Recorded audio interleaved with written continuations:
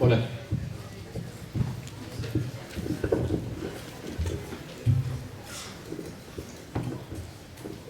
Buenas noches, compañeras, compañeros. Poque y Claudio se encargaron de tirarme la pelota a mí. Vamos a ver si podemos hacernos cargo. Jenny señalaba recién en su intervención correctamente la importancia que tienen para los revolucionarios la alianza entre obreros y estudiantes,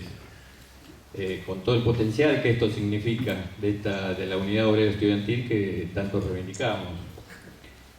Y ahí están, para corroborar esto, las experiencias históricas, como el Mayo francés del 68, en la que comienza con una enorme huelga y movilización estudiantil de miles de estudiantes en las calles, y rápidamente se incorporan a esta lucha el proletariado francés, provocando o hiriendo de muerte al gobierno de Gaulle en esa época. Y tal era la importancia que tenía la unidad obrera estudiantil que los estudiantes marchaban a las fábricas ocupadas bajo la consigna de cantando: los obreros deben tomar la bandera de lucha de nuestras frágiles manos, así entendiendo la necesidad de que sea la clase obrera la caudillara esa lucha enorme que habían iniciado ellos y se transformara en una lucha revolucionaria. Esto, no solo este hecho tan importante para la historia de la lucha de clase como es el Mayo francés, no solamente puso en jaque al gobierno de Gaulle en esa época, sino que abrió un proceso revolucionario a escala mundial que se expresó en nuestro país con el Cordobazo, el proceso revolucionario en el continente, el proceso revolucionario en Uruguay, en Bolivia, en Chile. Y a 43 años del Cordobazo, una semi-insurrección obrera y popular que provocó un cambio político y social, no solo porque hirió de muerte al régimen de la dictadura de Onganía, sino porque provocó un cambio en la subjetividad de la clase obrera y las masas. Y tal es así que este cambio y la importancia que tuvo, que a 43 años de esa histórica semi-insurrección obrera y popular que fue el Cordobazo, que hoy se sucede una serie de relatos en la que tratan de explicar o dar cuenta de lo que significó este hecho. Hay uno que plantea que el Cordobazo fue producto de la organización en manos de las organizaciones sindicales, es decir, los sindicatos de esa época, y que todo dependió de una planificación casi al milímetro de los dirigentes sindicales. Es decir, que no toma en cuenta la espontaneidad de las masas, el problema de la huelga de masas tan importante para los revolucionarios, tan cara al acervo de los revolucionarios, y que fue todo planificado casi meticulosamente por las direcciones sindicales, cuando la realidad es otra. Es decir, tal es así que, si bien fue convocada la huelga, pero la espontaneidad de las masas, producto de la acción en las calles, superó largamente y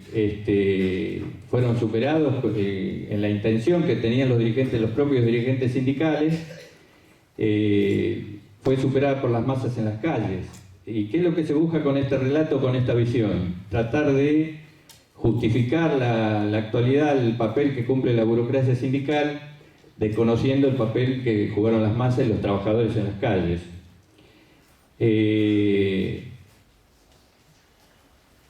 Estos elementos marcaron toda una etapa posterior al Cordobazo. Por otro lado, al plantear que fue todo organizado por la burocracia sindical, él no cuestiona el problema de que las masas superaron y atacaron a las direcciones sindicales. Por otro lado estaría el relato que sostiene que el Cordobazo fue producto de la unidad del pueblo.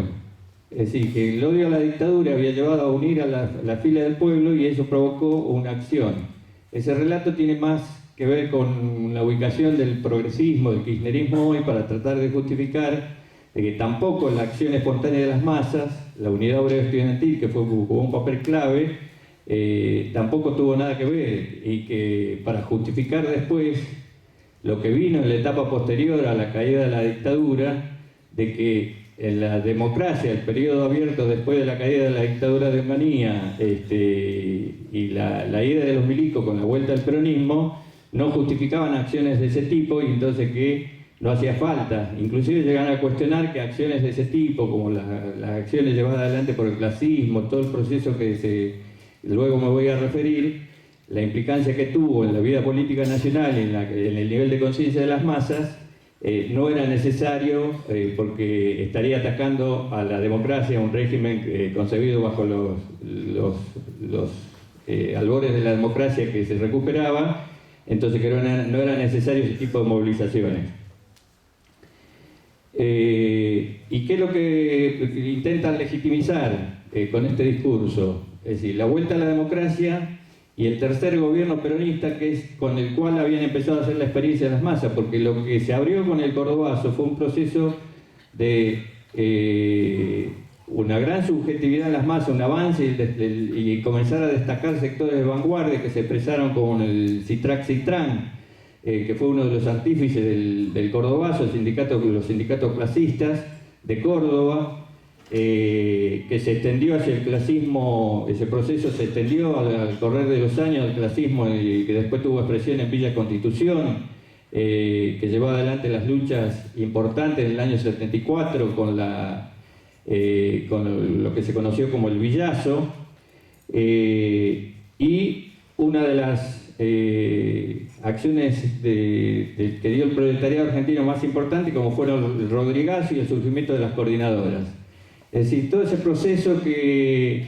se dio y se extendió a nivel de todo el país es lo que se trata de ocultar, porque tenía una enorme contradicción este proceso que, si bien ponía en el tapete y en el centro de la escena nacional las enormes energías revolucionarias, la expresión del proceso revolucionario abierto en el Mayo francés del 68, tenía una contradicción enorme, que era las expectativas que tenían las masas y particularmente la clase trabajadora en la vuelta del gobierno de Perón al poder en el año 73. Es decir, pensando de que se podía volver a la época de oro del peronismo, los 40, cuando había surgido el peronismo, y que el peronismo estaba en condiciones de poder dar respuesta a las necesidades de los reclamos de las masas de esa época. Es una enorme contradicción que no, hasta el día de hoy sigue vigente en el marco de la conciencia de la clase trabajadora.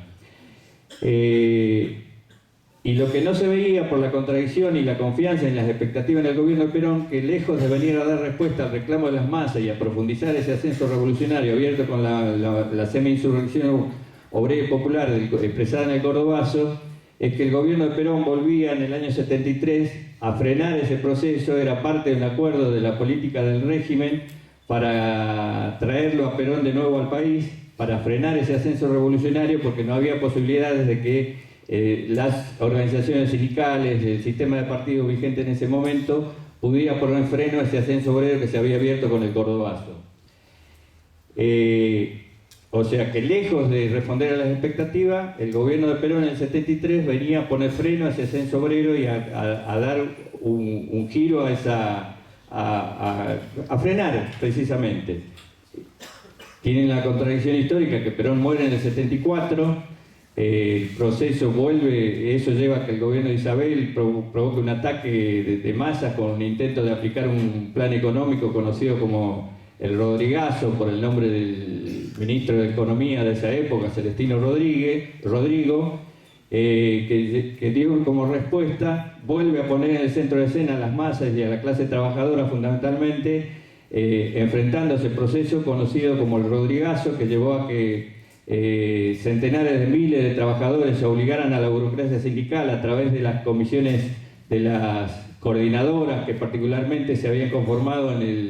el cordón industrial del Gran Buenos Aires. Existían las coordinadoras norte, la coordinadora sur, la coordinadora oeste, que eran organismos que nucleaban a los sectores de vanguardia, a los sindicatos, a los sectores antiburocráticos, que iban más allá de los sindicatos, porque se reunían en las canchas de fútbol, donde se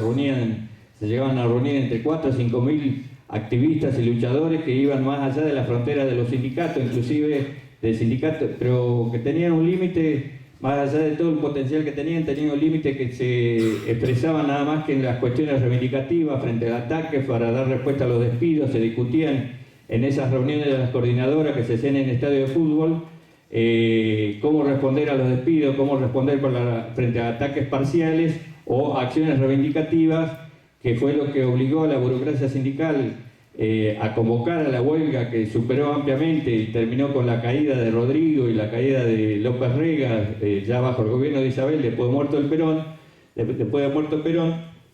juegan un papel muy clave las coordinadoras en ese entonces. Estos hechos llevan este ascenso revolucionario que había empezado en el 68, se había expresado en el 69 con el cordobazo, después siguieron los rosariazos, el villazo, el tucumanazo, todas acciones de la con la clase trabajadora poniendo la impronta en las calles,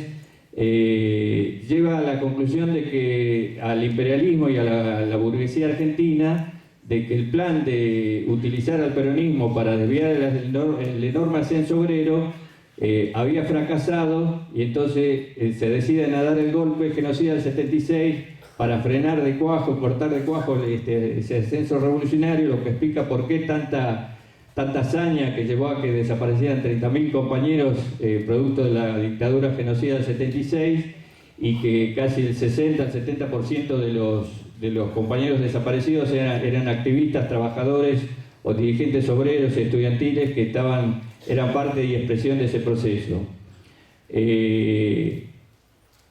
Más allá de señalar los aspectos progresivos que tuvo todo el proceso revolucionario abierto con el cordobazo, hay un límite para señalar, que es que la inexistencia de una dirección revolucionaria, la falta de un partido revolucionario que guiase toda esa energía revolucionaria al triunfo, disputándole el poder a la burguesía e imponer lo que habían empezado a lograr en el cordobazo, es decir, hacer retroceder a la policía, enfrentar a las fuerzas de la represión, una semi-insurrección triunfante que terminó hiriendo de muerte a la dictadura de Onganía, se transformara en la perspectiva de la disputa al poder a la burguesía. Era la falta de ese partido revolucionario, la inexistencia, que tanto en esa época, de los 70,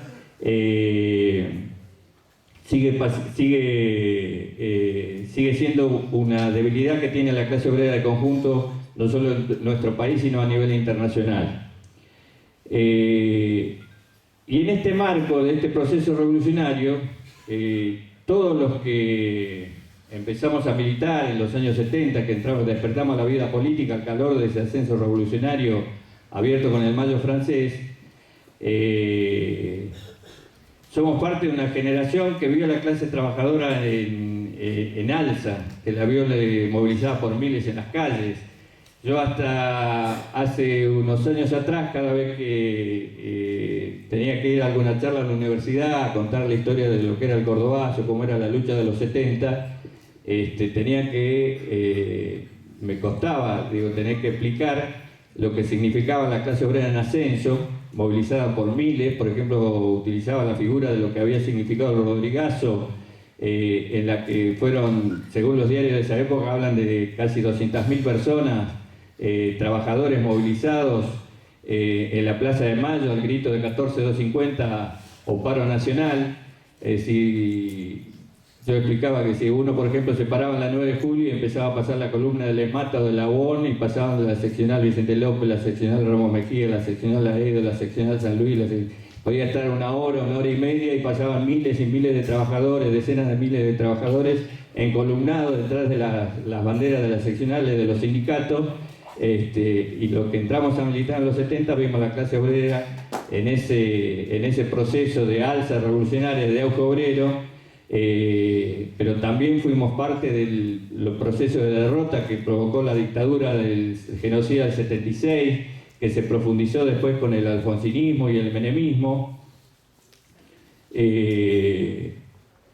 y que a nivel internacional también veíamos cómo caía el muro de Berlín, caía la Unión Soviética, y se sentaban las bases para una ofensiva reaccionaria que quería transformarnos en escépticos del movimiento obrero, de la revolución. Es decir, surgieron en los 90 particularmente, surgieron las ideologías que hablaban del fin de la historia, de la desaparición de la clase obrera, abonando esa etapa de derrota de la clase trabajadora. Es decir, que nosotros somos parte, los compañeros que venimos de la década de los 70, que en el PTS no somos muchos, es decir, somos compañeros como el compañero Emilio Almagonte, principal dirigente de nuestra organización, junto al compañero Titín Moreira. Somos los que hemos visto a la clase obrera en ascenso y también hemos sido parte de haber sufrido las principales derrotas de la clase.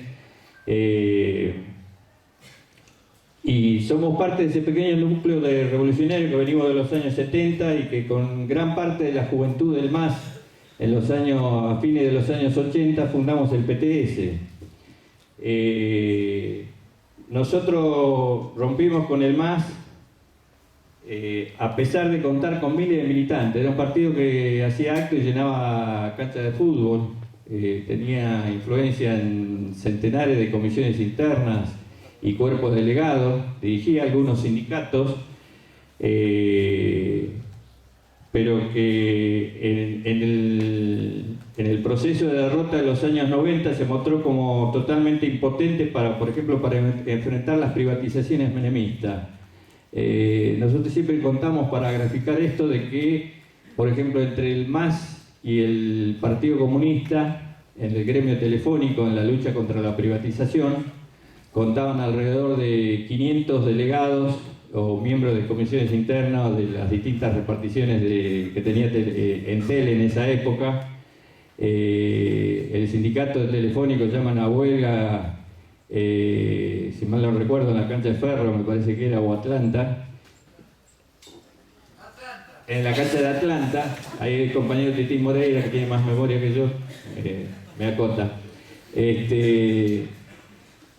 Y que la discusión que da la conducción del gremio telefónico era justificar el proceso de privatización diciendo que no había más alternativa para hacerlo. No hubo un solo delegado de esos 500 que contaban tanto el MAS como el Partido Comunista, no hubo uno solo que se opusiera a la propuesta de la burocracia y que planteara una propuesta alternativa, lo que terminó sellando la derrota del proceso telefónico, de la misma manera como lo hicieron ferroviarios.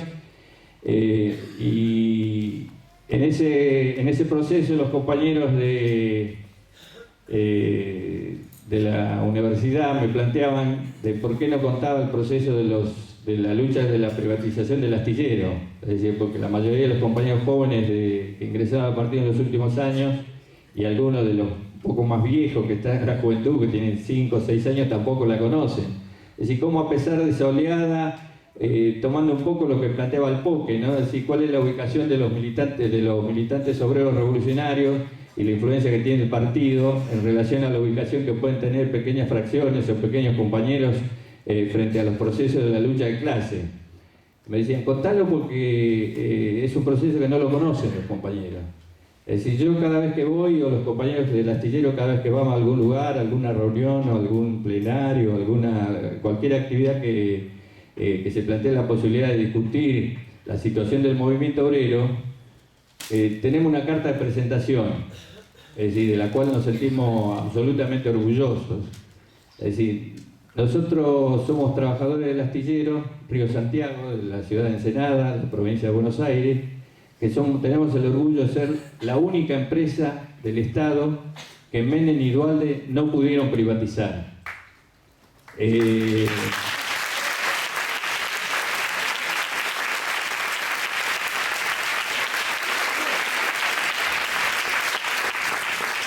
es un proceso en el cual el equipo del astillero, dicho sea de paso, fue el único equipo obrero. Éramos 4 militantes obreros del MAS que rompimos con un centenar de la mayoría de la juventud del MAS en esa época, lo que fundamos el PTS. Éramos 4 obreros. Miguel Lago, Laguito, el negro Manuel Tolaba, Poqui, el patón Quique Ferreira, yo, y teníamos un compañero que era contacto, que era el petizo Omar Aguirre. y junto a nosotros que nos decidimos fundar el PTS, y en ese entonces yo le decía que nosotros rompimos en el 88 cuando el MAS tenía miles de militantes, llenaba estadios, y los compañeros cuando nosotros informamos que rompíamos con el MAS y nos decidíamos formar el PTS, lo decían ustedes en la fábrica, ¿no? Los compañeros del astillero nos decían, ustedes están locos, dice, ahora que tienen posibilidad de que entre Luis Zamora de diputado, se van del partido, no entendían nada, no entendían por qué rompíamos y nos íbamos a un partido que se estaba yendo para arriba y nos decidíamos a formar un nuevo agrupamiento político que era el PTS, en el cual éramos 4 obreros, algunos trabajadores estatales sueltos por ahí y alrededor de 400, 500 estudiantes, fundamentalmente de la Universidad de la UBA, de la Universidad de La Plata, los que decidimos romper con la dirección del MAS y fundar el PTS. En el astillero no solo estábamos los que éramos del PTS, los 4 compañeros, más el compañero que teníamos contacto, que era el petizo Omar Aguirre. En esa época éramos 2.700 trabajadores y teníamos que enfrentarnos a la política de la burocracia, pero no éramos la única corriente de izquierda que existía en el astillero, y que existe o casi no existe, quedan casi como objetos arqueológicos en el astillero. Estaban los chinos de la CCC, del Partido Comunista Revolucionario, había un militante del Partido Obrero que después se terminó fundiendo, y los que habían quedado en el MAS, que después, cuando rompe el MAS y el MST, se quedan en el MST, que eran el petizo Escobar, el petizo Sergio Escobar, el indio Raúl Corso, y el compañero Carlito Ortigosa, que el año pasado lo terminamos de ganar, y hoy está militando con nosotros en el PTS. Y nos enfrentábamos a la política de la burocracia y a la propia política de las organizaciones de izquierda que acabo de nombrar, que decían que no había forma de enfrentar porque el peso que tenía la burocracia, y terminábamos en la asamblea votando, haciendo mociones, y yo les dije que éramos 2.700 trabajadores en ese entonces. Y durante toda una época las votaciones de la asamblea terminaban 2.696 a favor de la propuesta que hacía la burocracia, y 4 o 5, porque a veces el petizo Mar tampoco no se animaba a votar con nosotros, terminábamos votando nosotros solos las propuestas que nosotros hacíamos.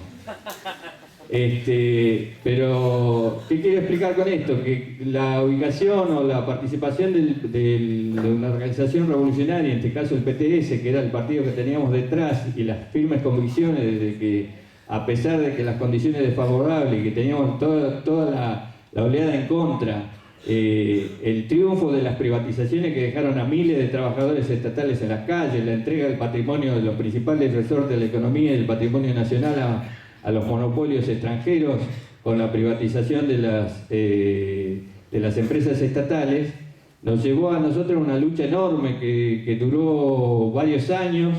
Nos llevó a que, por ejemplo, en el 93, como no nos podían privatizar, nos pasaran de nación a la órbita de la provincia, y el benemérito gobernador de esa época, Eduardo Duhalde, dijo, ¿para qué quiero un astillero para hacer barcos? Y lo que necesitamos es hacer casillas, lo vamos a despedir a todos, vamos a dejar 400 trabajadores para que hagan casillas premoldeadas. Fracasó, por supuesto, en ese intento porque no nos pudo doblegar. En el 91-92, como paso previo a la provincialización, abren un proceso de retiro voluntario, de los cuales de los 2.700 se van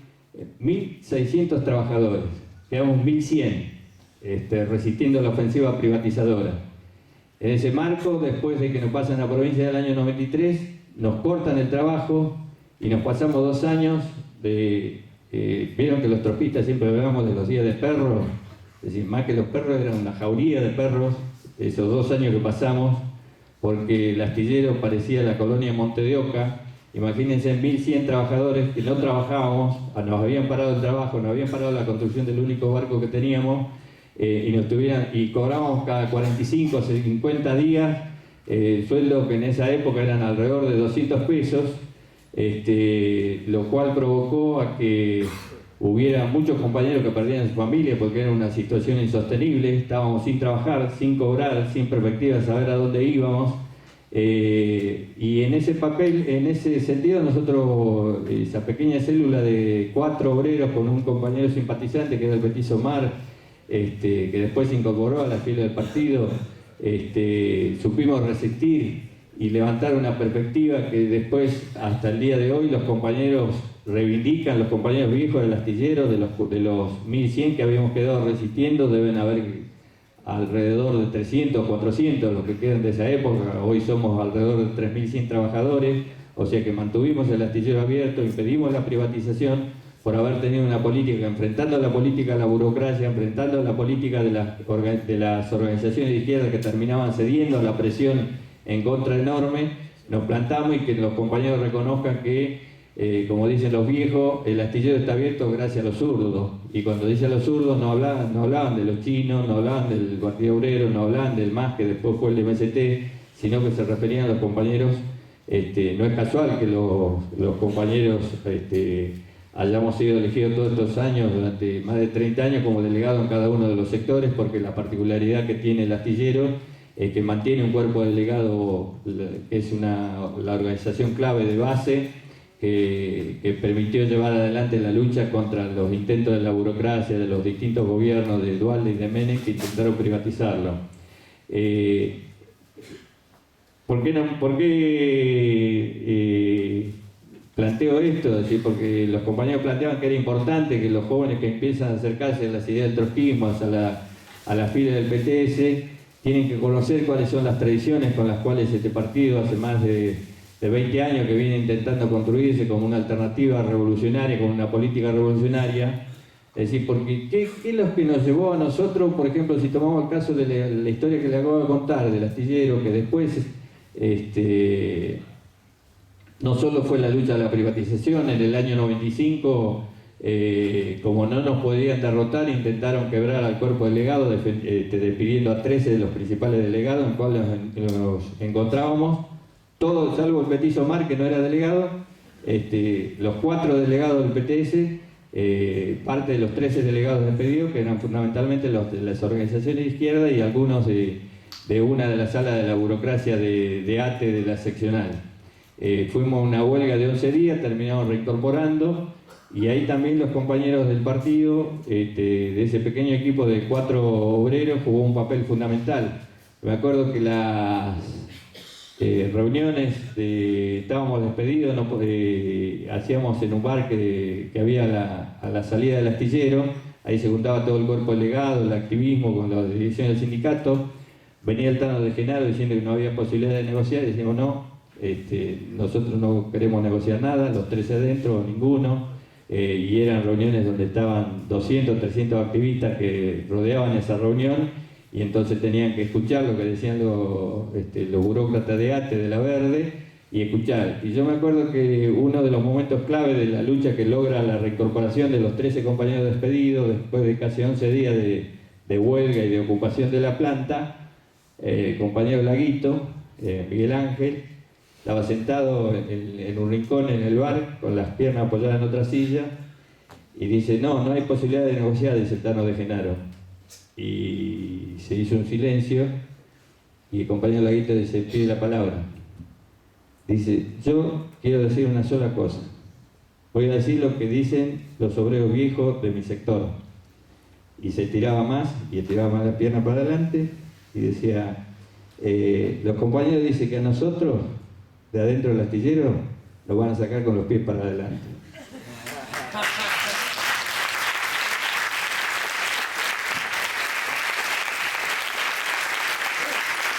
La cara de Genaro, si esa pared es blanca, yo creo que la cara de Genaro era más luminosa. Y después, cuando salíamos de esa reunión, me acuerdo que lo abrazaba a uno de los dirigentes de la Verde del sindicato y le decía, vos sabés que lo que dicen los compañeros, si alguno de la Azul y Blanca, que era la fracción de la burocracia que fue colaboracionista de la dictadura, dice, si alguno de la Azul y Blanca está dispuesto a entregar a los delegados, lo vamos a colgar de la grúa 250, que es la más alta del astillero, Y en realidad no le estaba diciendo por lo de la azul y blanca, le estaba diciendo por lo de la verde, si se animaban a querer traicionar la lucha de los delegados y querer dejar a alguno afuera, que lo iban a colgar los compañeros. ¿A cuento de qué viene todo esto? No para plantear algún dejo de heroísmo personal en la actitud de los compañeros, sino que lo hacíamos en la firme convicción de la